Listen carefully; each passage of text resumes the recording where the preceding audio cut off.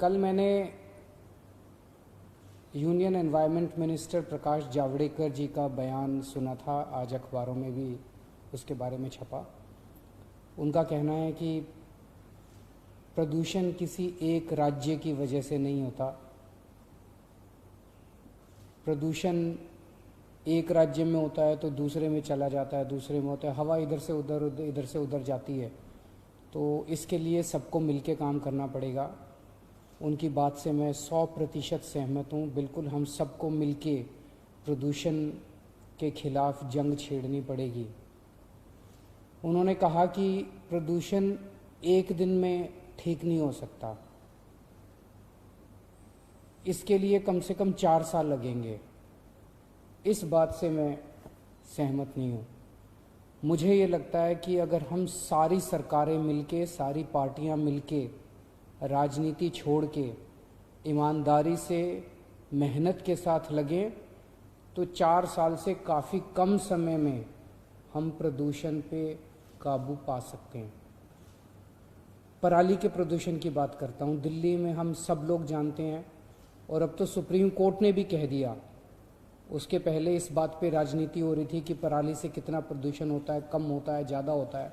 अब तो supreme court ने भी थोड़े दिन पहले कह दिया कि इस वक्त, साल के इस वक्त, इन 2 महीने, 1.5-2 महीने के अंदर जो प्रदूषण होता है वो मेनली पराली की वजह से होता है। पराली से जो प्रदूषण पैदा होता है वो केवल दिल्ली में नहीं होता, पूरे उत्तर भारत में होता है। और मुझे तो ज़्यादा चिंता उन किसानों की है जिनके गांव में जब वो अपने खेत जलाते हैं, उनके गांव में प्रदूषण का क्या हाल होता होगा आप सोच सकते हैं। वो अपने बच्चों को, अपने परिवारों को कैसे पालते हैं आप सोच सकते हैं, कैसे पालते होंगे। मेरा अपना मानना है कि पराली से उत्पन्न होने वाले प्रदूषण को काफ़ी कम समय में नियंत्रित किया जा सकता है। इसके लिए समाधान हमारे इंजीनियर्स ने, हमारे साइंटिस्ट्स ने समाधान दिए हैं। केवल और केवल राजनीतिक इच्छा शक्ति की कमी नजर आ रही है। अभी जैसे दिल्ली के अंदर हम एक्सपेरिमेंट कर रहे हैं। एक्सपेरिमेंट क्या कर रहे हैं? पूसा इंस्टीट्यूट एक्सपेरिमेंट कर चुका है। पूसा इंस्टीट्यूट के बताए हुए रास्ते के ऊपर इस बार दिल्ली के अंदर सारे खेतों में दिल्ली सरकार अपने पैसों से, सरकारी पैसों से उस घोल को, उस केमिकल का छिड़काव कर रही है, जिसकी वजह से पराली जो है वो खाद में कन्वर्ट हो जाएगी। तो पराली जलाने की जरूरत नहीं पड़ेगी। एक समाधान ये है। दूसरा समाधान, करनाल के अंदर एक बहुत बड़ा पराली से सीबीजी गैस, कंप्रेस्ड बायोगैस, वो सीएनजी की तरह होती है, सीएनजी की तरह उसका इस्तेमाल किया जा सकता है। तो एक तरह से करनाल में पराली से सीएनजी बनाने का बहुत बड़ा कारखाना शुरू हो चुका है। तो पराली से सीएनजी बनती है, क्यों नहीं बनाते हम लोग? अगर पराली से सीएनजी बनाने लगे और वो फैक्ट्री जब किसानों से पराली लेती है तो किसानों को पैसे देती है, पराली खरीदती है, किसानों की इनकम हो रही है। किसानों के खेत से पराली खुद ट्रांसपोर्ट करके फैक्ट्री तक लेके आती है। किसान का कोई खर्चा नहीं है। किसान की पराली को वो फैक्ट्री खुद काट के लेके आती है, किसान को बदले में पराली के पैसे देती है। और वो जितनी गैस बनाती है वो सारी गैस दिल्ली की आईजीएल, इंद्रप्रस्थ गैस लिमिटेड, जो अपनी कंपनी है दिल्ली की, वो खरीद लेती है सारी गैस। सबका फायदा ही फायदा।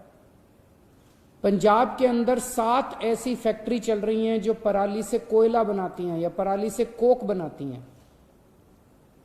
वो फैक्ट्रियां भी, जो फैक्ट्रियां चल रही हैं पराली से, वो किसान की पराली खुद, फैक्ट्री वाले किसान के खेत में जाते हैं, पराली काटते हैं, पराली के पैसे 500 रुपए प्रति एकड़ के हिसाब से किसान को पैसे देते हैं। किसान की कमाई होती है और वो किसान के खेत से खुद ट्रांसपोर्ट करके फैक्ट्री तक लाते हैं और फैक्ट्री में कोयला बनाते हैं और कोक बनाते हैं।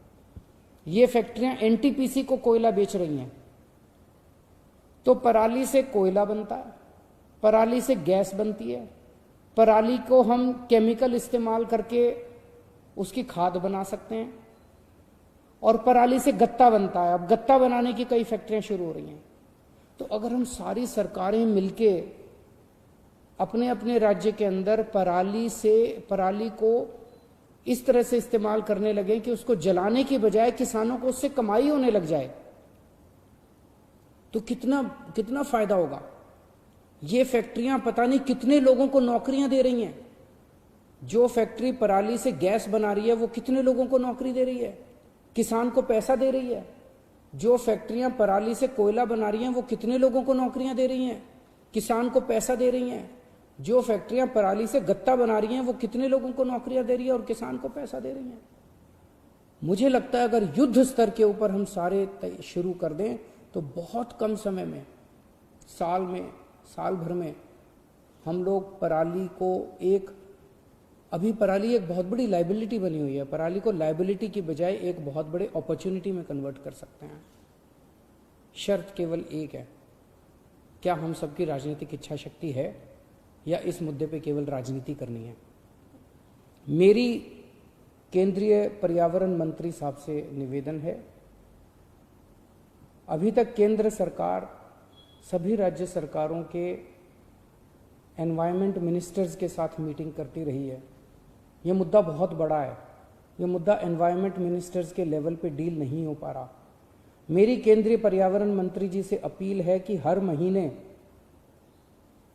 नॉर्दर्न इंडिया में पराली से उठने वाला धुआं एक बड़ा पोल्यूशन का कारण है, इसीलिए उत्तर प्रदेश, दिल्ली, पंजाब और हरियाणा, इन चारों राज्यों के मुख्यमंत्रियों के साथ हर महीने केंद्रीय पर्यावरण मंत्री को मीटिंग करनी चाहिए। और जब तक पराली की समस्या, खुले दिल से मीटिंग करें हम लोग, एक दूसरे के ऊपर आरोप प्रत्यारोप ना करें। हरियाणा के मुख्यमंत्री साहब के पास खुद समाधान हो सकते हैं, पंजाब के मुख्यमंत्री साहब के पास खुद समाधान हो सकते हैं, उत्तर प्रदेश के साथ मेरे पास समाधान, हम सब मिलकर समाधानों के ऊपर चर्चा करें। अपने अपनी टीम के साथ बैठे हैं, अपने अपने एनवायरमेंट मिनिस्टर को लेके बैठे हैं, अपने आप अफसरों को, एक्सपर्ट्स को लेके बैठे हैं। और जब तक पराली की समस्या का समाधान नहीं हो सकता, हर महीने मीटिंग करके इसकी शार्प डेडलाइंस बननी चाहिए, टाइमलाइंस बननी चाहिए और उसके हिसाब से इसके ऊपर काम होना चाहिए। तभी हम इसके ऊपर इसका समाधान निकाल पाएंगे। तो इंजीनियर्स ने और एक्सपर्ट्स ने तो समाधान दे दिए हैं, कमी केवल राजनीतिक इच्छा शक्ति की है। नमस्कार।